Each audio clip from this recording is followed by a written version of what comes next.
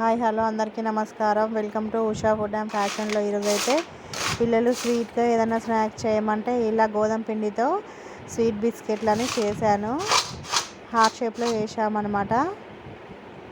దానికోసము చక్కెరని ఒక కప్పు చక్కెర తీసుకొని ఒక హాఫ్ కప్పు వాటర్ పోసుకొని చక్కెర మొత్తం కరిగే వరకు కరిగించుకోవాలి.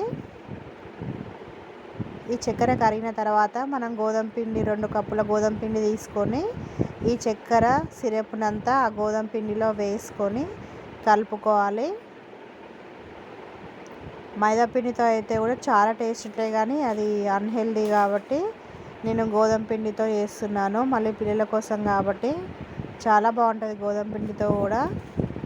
చూడండి, ఈ విధంగా గట్టిగా నొక్కి బాగా కలుపుకొని పక్కకు పెట్టుకోవాలి. పక్కకు పెట్టుకున్న తర్వాత చపాతీ దానిపైన మంచిగా చపాతీలాగా చేసేసుకొని, నా దగ్గర ఈ షేపర్స్ అన్నీ ఉన్నాయి, అందులో ఒక హార్ట్ షేప్ తీసుకొని నేను ఇలా చేసుకున్నాను.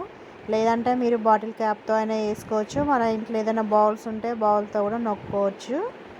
ఇలా చేసుకున్న తర్వాత నూనె బాగా కాగిన తర్వాత వేసుకొని స్టవ్ సిమ్ ఫ్లేమ్లో పెట్టుకొని ఫ్రై చేసుకోవాలి. మనం వేసేటప్పుడు మాత్రం నూనె వేడిగా ఉండాలి.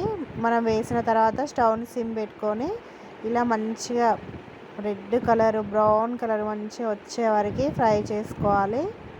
మంచిగా కరకరలాడుతూ క్రిస్పీగా చాలా బాగున్నాయి. మీకు నచ్చినట్లయితే ప్లీజ్ లైక్ చేయండి, షేర్ చేయండి, సబ్స్క్రైబ్ చేయండి.